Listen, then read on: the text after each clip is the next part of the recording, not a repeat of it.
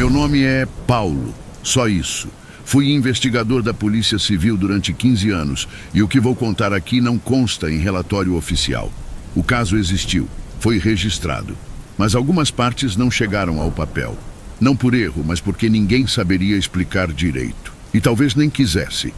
Não vou dizer o nome da cidade, nem o bairro, nem os envolvidos. Só digo que isso aconteceu enquanto eu trabalhava no interior do Rio Grande do Sul, numa delegacia comum de rotina. Era uma manhã fria de julho de 2019. O chamado veio pouco depois das 8. Corpo de menor encontrado dentro de uma residência. Segundo a guarnição da Brigada Militar, a criança tinha sido localizada por um comerciante da região após ouvir um morador de rua dizendo que havia uma menina dormindo com os olhos abertos. Cheguei com a equipe da investigação pouco tempo depois. A casa era simples, térrea, dessas de vila antiga, com um portão baixo e grades tortas. Por fora não chamava a atenção. Por dentro tudo indicava que alguém tinha invadido o local ou morava ali de forma clandestina. A menina estava caída de lado, no chão do que parecia ter sido uma sala. Devia ter uns 8, 9 anos, rosto coberto por hematomas, braços com marcas de contenção, mãos envolvidas em fita adesiva, a boca parcialmente coberta por um pano e ao lado do corpo, uma boneca de pano. Pequena, antiga, suja, o vestido puído, o cabelo costurado à mão, os olhos de botão desbotado. Até aí, nada fora do padrão. Crianças vítimas de crime às vezes são encontradas com brinquedos por perto. Mas aquela boneca tinha alguma coisa errada. O perito foi quem comentou primeiro. Paulo, olha isso aqui, tá vendo? O rosto da boneca tá molhado. Aproximei com a lanterna. Era verdade. A parte de baixo dos olhos da boneca estava úmida e o resto do tecido seco. Pode ser água, suor da menina, ou coisa da nossa cabeça, falei, mas não era. O laudo preliminar da perícia, horas depois, indicaria. A umidade era recente e continha resquícios de cloreto de sódio, sal, como em lágrimas humanas. E mais, a vítima já estava morta havia pelo menos 6 horas, ou seja, a umidade surgiu depois da morte. A boneca foi recolhida como evidência e colocada junto aos objetos pessoais da vítima, na sala de provas da delegacia. O caso era brutal, claro. Morte por asfixia, sinais de violência anterior. Mas foi a boneca que ficou na minha mente, como se ela tivesse visto tudo. No dia seguinte, quando entrei na delegacia, o agente da guarda noturna me chamou no corredor. Paulo, vou te dizer uma coisa. A sala de provas chorou essa noite, tu acredita? Eu ouvi. Mais de uma vez. Fui até lá. Não tinha ninguém. Eu não respondi nada, mas sabia exatamente do que ele estava falando. Enquanto o corpo da menina seguia no IML, nós começamos a investigar o pouco que tínhamos. A descrição de um homem que teria avisado o comerciante sobre uma menina dormindo dentro da casa. A informação era vaga. Um morador de rua, alto, magro, aparentando entre 50 e 60 anos. Barba grisalha, roupas sujas, nenhum nome, nenhuma identidade. O comerciante disse que ele apareceu por volta das 7 da manhã, apontou para casa e foi embora.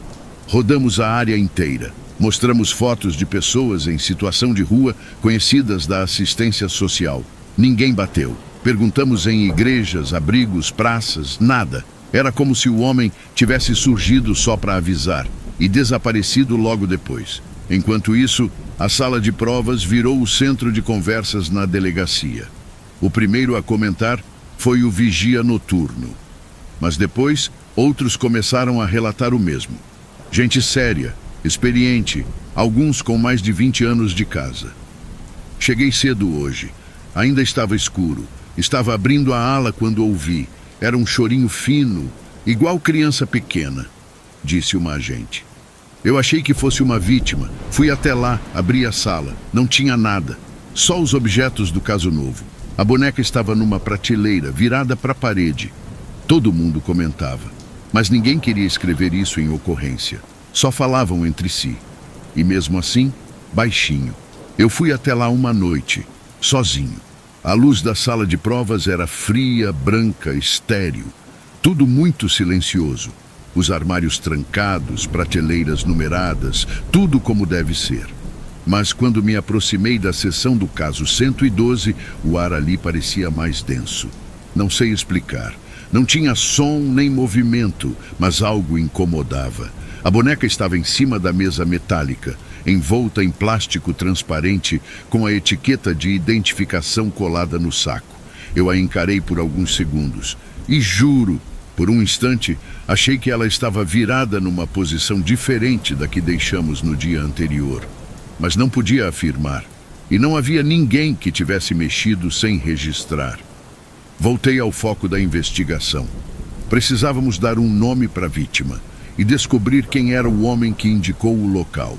O IML estimava entre 8 e 9 anos. A arcada dentária sugeria boa alimentação, sem sinais de negligência. Mas nenhum boletim de desaparecimento coincidia com ela nos últimos 6 meses. Era como se ninguém tivesse notado que ela sumiu. Pedi ajuda à rede estadual de identificação. A perícia trabalhava no cruzamento com dados escolares e registros antigos de abrigos. Enquanto isso, o tempo passava e as histórias da delegacia só aumentavam. "Tu viu o que aconteceu ontem?" me disse um colega do cartório num sussurro. "O quê?" "A câmera da sala de provas travou às 3 horas da manhã. Imagem congelada por 2 minutos. Quando voltou, a boneca não estava mais na mesa. E onde estava? No chão, em pé, encostada na porta." Fui verificar as imagens. De fato, a gravação tinha falhas, mas não havia movimento algum registrado. Só a mudança repentina de posição do objeto. Não havia como. E mesmo assim, aconteceu. A partir daí, ninguém mais queria entrar sozinho naquela sala. E o caso, que já era estranho, começou a piorar. 15 dias depois da descoberta do corpo da menina, que chamamos de Ana Júlia, o caso ainda estava longe de qualquer resposta. Nenhuma identificação oficial, nenhum familiar, nenhuma pista real sobre o agressor. Apenas uma boneca velha e relatos de choros que ninguém conseguia provar. Na manhã de segunda-feira, 5 de agosto, o telefone da delegacia tocou cedo. Eu ainda nem tinha sentado quando o plantonista entrou na minha sala com o rosto fechado. "Encontraram outra menina, Paulo, morta." Engoli em seco. "Mesma região?" "Não, Zona Norte, perto de uma área de matagal, entre a avenida e o trilho abandonado. Quem achou foi um técnico da companhia de energia." Pegamos o carro e fomos direto para lá. Quando chegamos, o local já estava isolado pela brigada militar. A perícia começava os trabalhos. O corpo da menina estava em um caminho de terra batida, parcialmente encoberto por galhos secos e pedaços de entulho. Tinha cerca de 9 anos, morta há poucas horas, e ao lado dela, outra boneca, idêntica. Mesma feição de pano, mesmo vestido puído, mesma costura mal feita no cabelo, suja, molhada na região dos olhos. O perito olhou para mim sem dizer uma palavra, não precisava. "Paulo", disse um policial da ronda, "o técnico que achou o corpo não viu nada.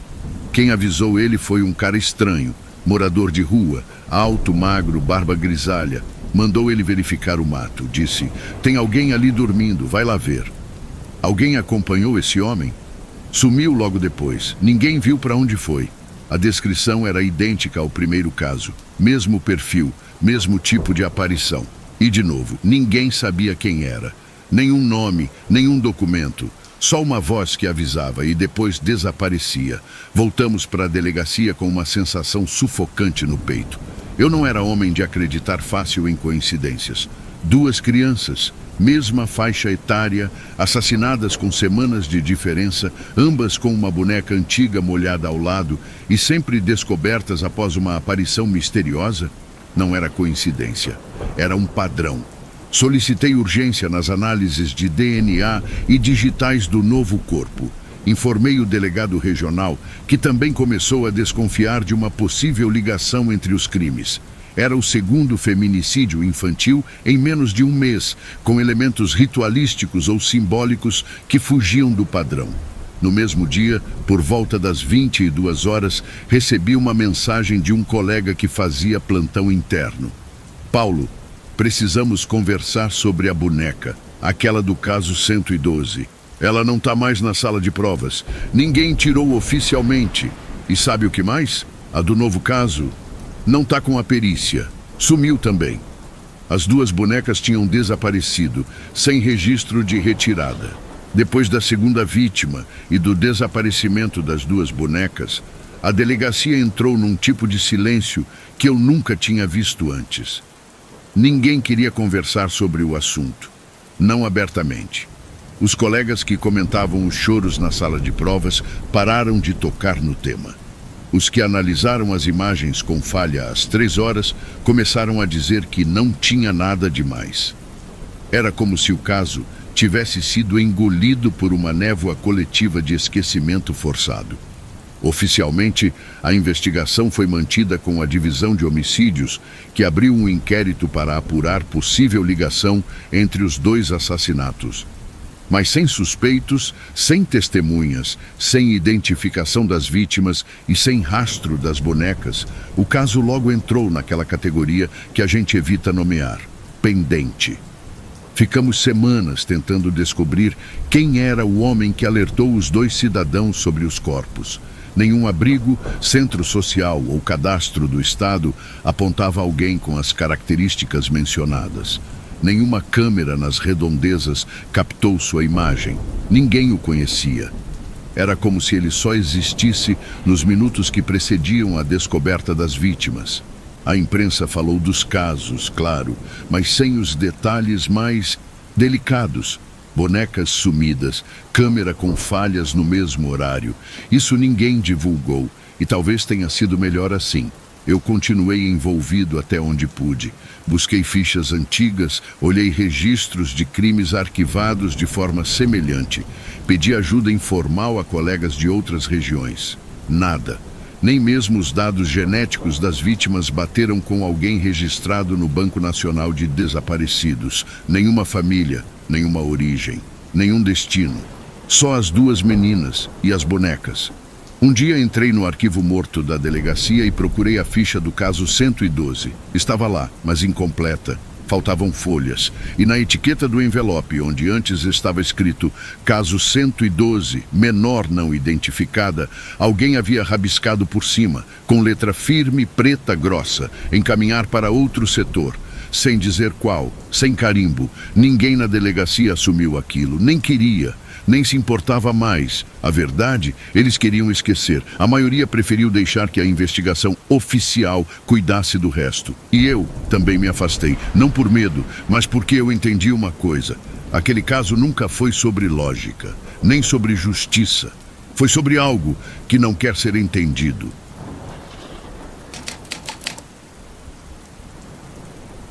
Meu nome é Rafael Mendes. Tenho 41 anos, sou sargento da Polícia Militar do Paraná, lotado no 20º Batalhão em Curitiba. Já vi de tudo em quase 20 anos de serviço, mas o que aconteceu naquela noite de setembro de 2021 ainda me faz acordar suando frio e o pior, ninguém mais quer falar sobre isso. Era uma noite fria, com a neblina cobrindo as ruas como um véu. Eu e o soldado Lucena estávamos em patrulha na região do bairro Juvevê, uma área de classe média tranquila onde raramente acontecia algo além de barulho de vizinhança. Mas naquela madrugada, o chamado pelo rádio foi diferente. Unidade! Temos denúncia de gritos vindos de uma casa desabitada há anos. Vizinhos relataram gritos femininos vindos de dentro. Endereço confirmado. Aparentemente, imóvel abandonado.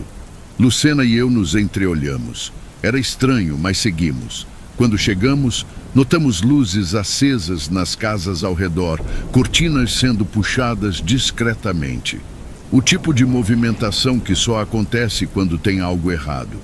A casa indicada era um sobrado antigo, de muros baixos, fachada rachada e mato alto invadindo o jardim.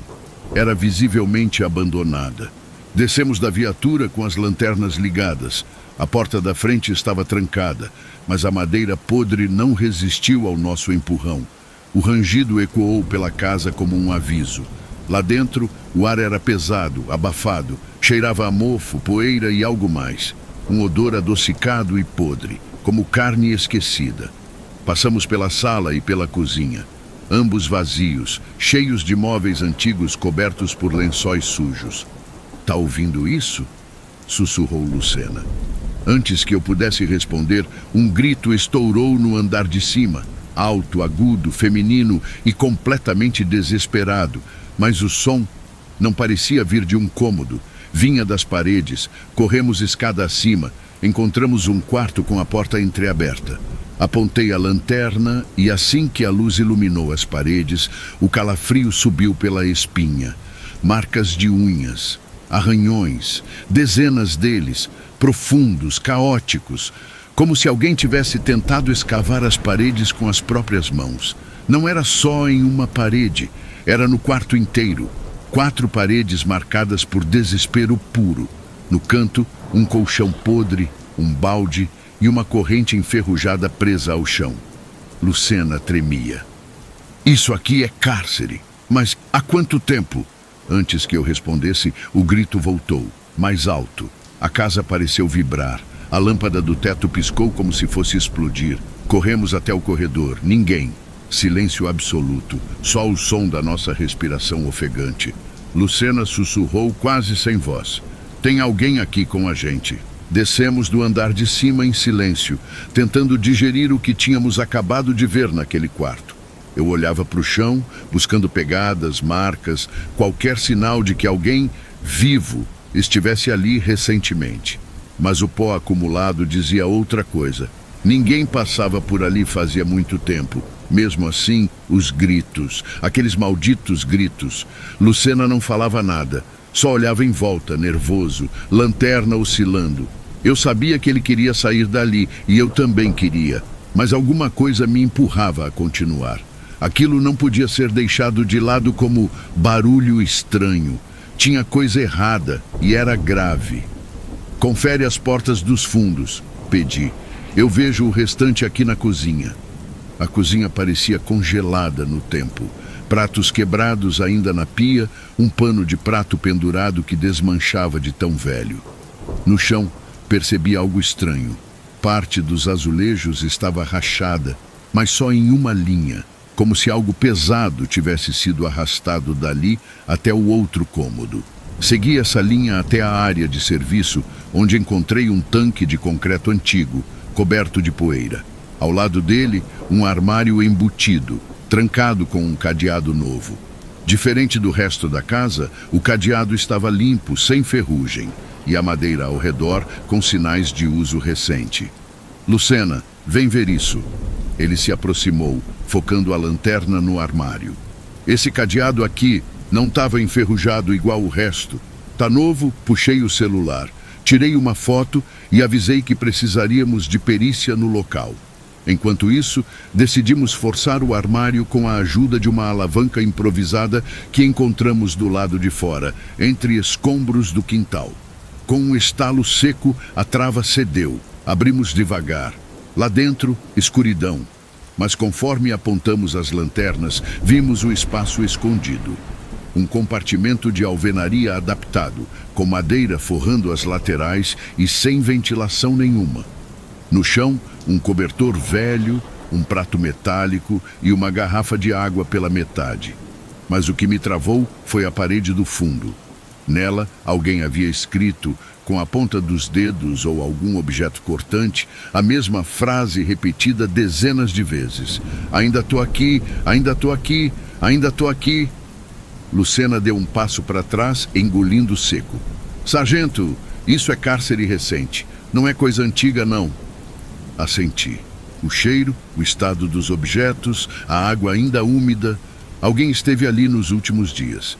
Voltamos à entrada da casa e começamos a isolar o local com fita e registrar o que encontramos. Depois que encontramos o compartimento oculto e vimos aquela frase repetida na parede: "Ainda tô aqui", entendi que aquilo não era só um caso estranho. Era um crime mal resolvido, ou pior, um crime em andamento. Acionei a central imediatamente. A voz do operador mudou de tom quando descrevia a situação. Em menos de 20 minutos, chegaram 2 viaturas de apoio e a equipe da perícia técnica. A rua foi isolada e os vizinhos começaram a sair discretamente pelas janelas, cochichando. Enquanto os peritos fotografavam o local, recolhiam amostras da manta e do interior do armário oculto, fiquei observando o sobrado de fora. Tinha algo naquela construção que incomodava. Não era só a aparência de abandono. Era a sensação de que ela escondia uma história que ninguém queria lembrar. A equipe da criminalística levou quase 2 horas fazendo os primeiros levantamentos. Confirmaram o que já suspeitávamos. Havia sinais de presença recente no interior daquele espaço. A garrafa de água ainda estava com líquido limpo. O prato de metal tinha uma crosta fina, recente. Os arranhões na parede também continham fragmentos de unha. Quando tudo foi devidamente registrado e o imóvel lacrado com fitas de isolamento, fomos liberados. Só então eu e Lucena voltamos à companhia. No caminho, o silêncio na viatura era denso. Lucena parecia ausente, olhando fixo para o para-brisa, mas com o rosto tenso. Eu dirigia, mas minha mente girava em torno daquela frase escrita no reboco do armário. Ainda tô aqui. Não era uma frase solta. Era um pedido, um aviso, uma assinatura.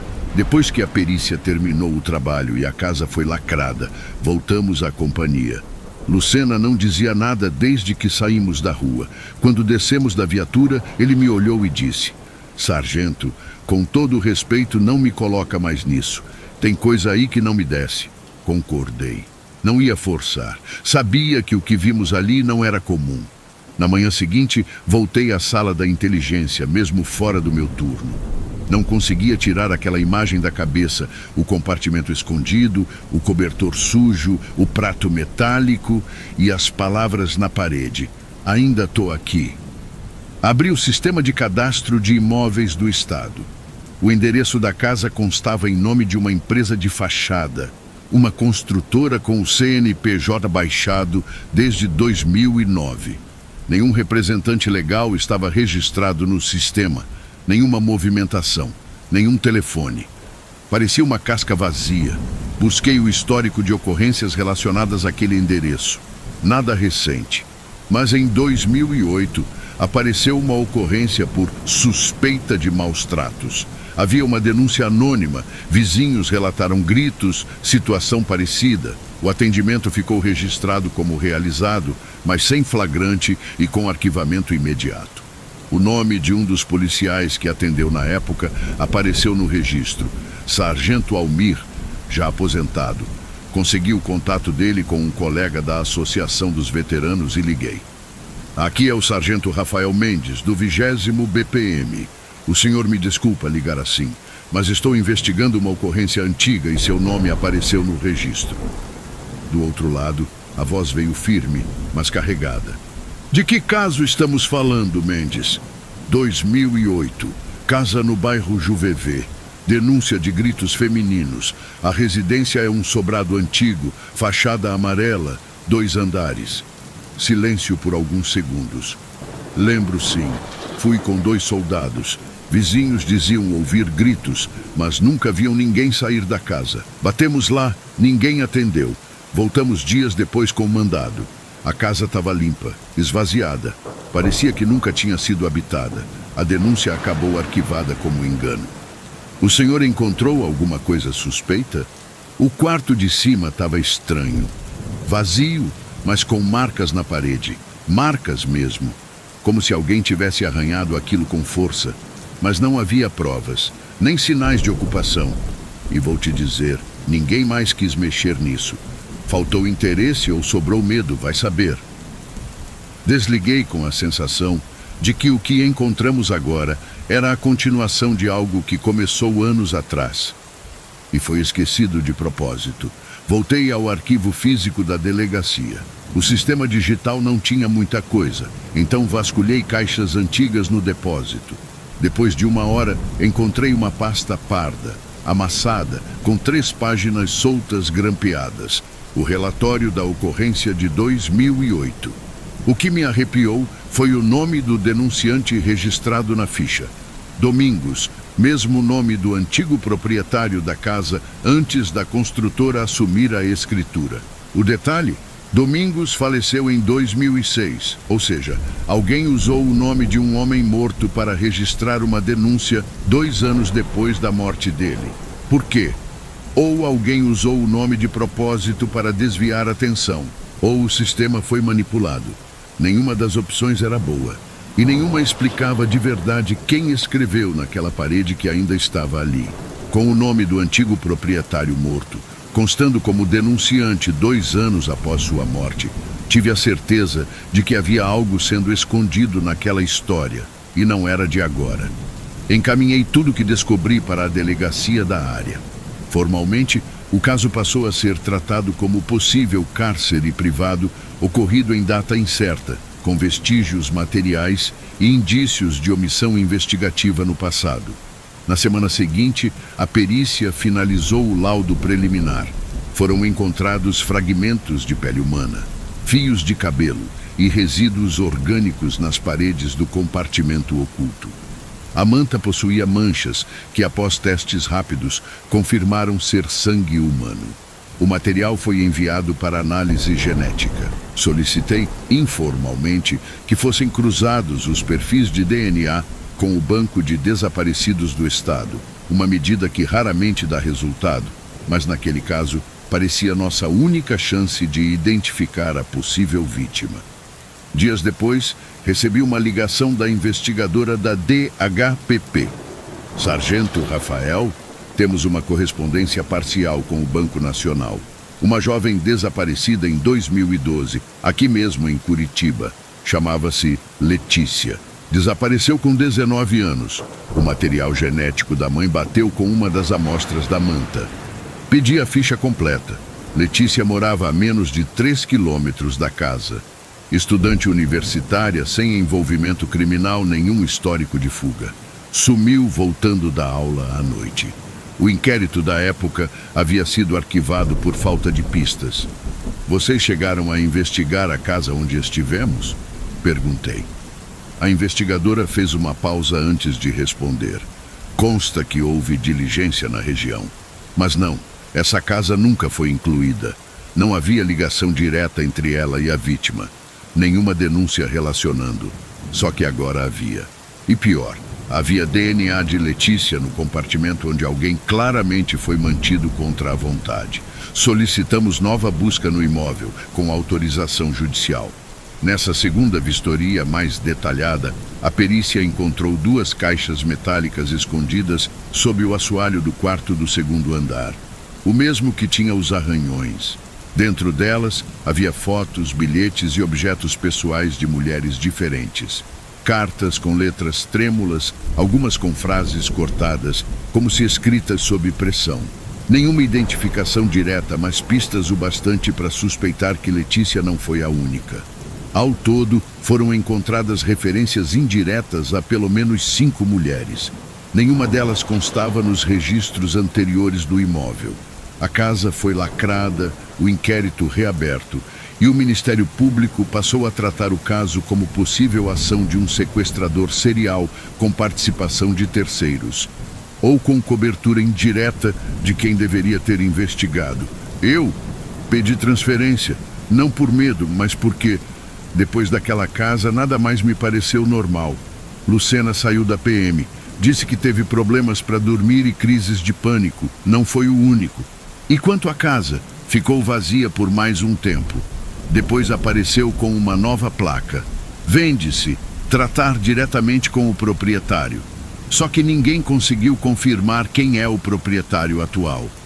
E toda vez que alguém passa por ali, diz que a casa parece observar. Tem coisa que a gente não esquece, tem caso que entra com você e fica. Às vezes eu sonho com aquela casa, não com os gritos, mas com o silêncio depois deles. O tipo de silêncio que carrega coisa escondida, sabe? Eu fico pensando naquela frase, ainda tô aqui. Não era só desespero, era insistência, era sobrevivência. E no fundo, eu acho que alguém queria que a gente tivesse ido até lá naquela noite. Porque se ninguém tivesse ouvido os gritos, se os vizinhos tivessem ignorado, se eu e Lucena tivéssemos feito vista grossa, tudo teria continuado encoberto. Mas os gritos vieram, alto, claros, e só pararam depois que entramos. Era como se aquela casa quisesse ser descoberta, como se alguém lá dentro tivesse esperado tempo demais para ser notado. Não sei explicar, e nem quero. A verdade é que nem tudo precisa de explicação. Mas hoje, quando passo perto de lugares abandonados, ou quando ouço alguém dizer que é só imaginação, eu escuto mais atento, porque alguém gritou uma vez e a gente ouviu. E talvez fosse esse o último pedido daquela voz, não ser esquecida de novo.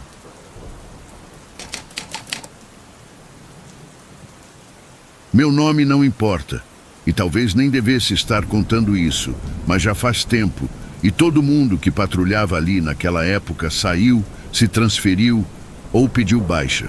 Isso aconteceu quando eu trabalhava no policiamento noturno em São José dos Campos, interior de São Paulo. Era uma viatura de rotina, nada especial. Só mais uma madrugada fria, por volta das 2h30, quando a central passou um chamado incomum. Patrulha, temos 3 ligações anônimas relatando gritos vindos da área da represa, margem leste, ponto próximo à estrada de serviço. Estranho. A represa era isolada, área de difícil acesso, usada só por pescadores durante o dia. A noite era escura, silenciosa, completamente vazia. Eu estava com o soldado Martinez, parceiro experiente, mas cético até a medula. Ríamos dessas coisas de gritos misteriosos até aquele momento. Pegamos o carro e seguimos pela estrada de terra até a entrada lateral, onde começava a trilha usada por funcionários da Sabesp. O caminho era apertado, lama em alguns trechos. Paramos a viatura e seguimos a pé. A primeira coisa que notamos foi o silêncio absoluto. Nem grilo, nem sapo, nada. Só o som dos nossos passos na vegetação molhada. Avançamos por uns 300 metros até o trecho aberto da margem. A luz da lanterna dançava no reflexo da água, e então vimos. Algo enorme havia passado por ali. Marcas fundas na lama, como pegadas, mas com 4 garras bem definidas, espaçadas como se fossem dedos de uma mão descomunal. Eram fundas, largas e desapareciam na beira da água. Mais à frente, vimos o que parecia um monte de roupas jogadas no chão. Quando chegamos perto, percebemos que era um corpo, ou parte de um. O tronco estava ali, parcialmente coberto por barro e capim, com sinais claros de laceração. Cortes profundos, dentes, carne arrancada, mas sem sangue espalhado. Como se tivesse sido levado até ali e depois largado. Martinez se abaixou com cuidado, puxou a lanterna e examinou. Não tem rosto, nem digitais. Vai ser difícil saber quem era. Foi animal? Perguntei. Se foi, não é nenhum que eu conheço. Nesse momento, a água da represa fez um barulho diferente. Algo se moveu. Viramos ao mesmo tempo lanternas apontadas. E eu juro, vi 2 olhos amarelos brilhantes encarando a gente da superfície da água. Não sei descrever. Era baixo, afundado até o peito, mas dava para ver que não era humano. A pele parecia molhada, cinzenta, o olhar era fixo, sem piscar.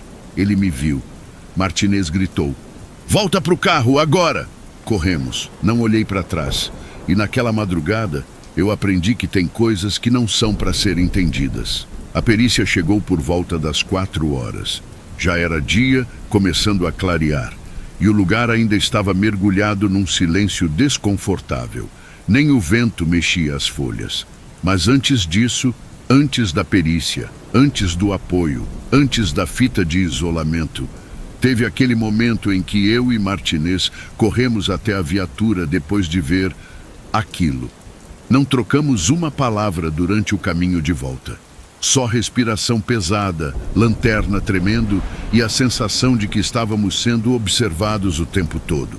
Quando chegamos no carro, trancamos as portas, ligamos o farol alto em direção à trilha e ficamos ali, dentro do veículo, esperando a perícia chegar, em silêncio. Nenhum de nós quis dar meia volta e confirmar o que viu. Só esperávamos que a luz do dia chegasse antes de qualquer outra coisa. O perito-chefe, um cara experiente, olhou para mim quando viu o corpo. Não falou nada de imediato. Só abaixou, abriu a maleta e começou a trabalhar. Martinez não largava a lanterna, mesmo com o sol quase saindo. Enquanto eles recolhiam amostras da pele, tecido e da lama, eu fiquei olhando para a água, quieto, tentando aceitar o que vi, o que nós vimos. Eu e Martinez não falamos do assunto o resto do turno, e nunca mais fora disso. O laudo chegou 2 dias depois. Li e reli. Marcas de garras com espaçamento incompatível com animais conhecidos da fauna brasileira. Dentição desconhecida. Laceramento em pontos múltiplos com cortes irregulares. DNA do corpo parcial sem correspondência no Banco Nacional.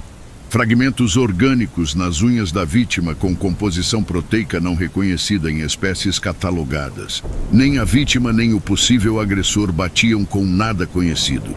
Tentamos investigar a identidade da vítima. Sem rosto, sem digitais, sem roupas identificáveis, nenhum boletim de desaparecimento. Era como se a pessoa tivesse sido apagada do mundo antes mesmo de morrer. A represa, que já era pouco frequentada à noite, virou território proibido. Os próprios policiais começaram a evitar rondas por lá. Alguns moradores de sítios e chácaras próximas começaram a contar histórias antigas que antes ninguém levava a sério. Meu avô dizia que ali era lugar de coisa velha, coisa da água, coisa que não gosta de ser vista. Teve pescador que sumiu ali, nunca acharam. Teve cachorro que foi nadar e não voltou. Ninguém queria colocar no papel, mas todo mundo sabia. Com o tempo, Martinez pediu transferência. Nunca mais tocamos no assunto. Eu fiquei mais 1 ano na ativa, mas evitei toda e qualquer ocorrência perto da represa. Foi escolha minha. Hoje, quando me perguntam por que saí da corporação, eu só digo que foi por desgaste.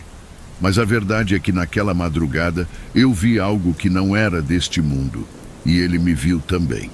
Às vezes, à noite, eu sonho com aqueles olhos dourados saindo da água. Não com violência, mas com certeza. Como se dissesse, agora você sabe que eu existo. E isso basta, porque a pior parte não foi ver, foi saber que aquilo ainda está lá.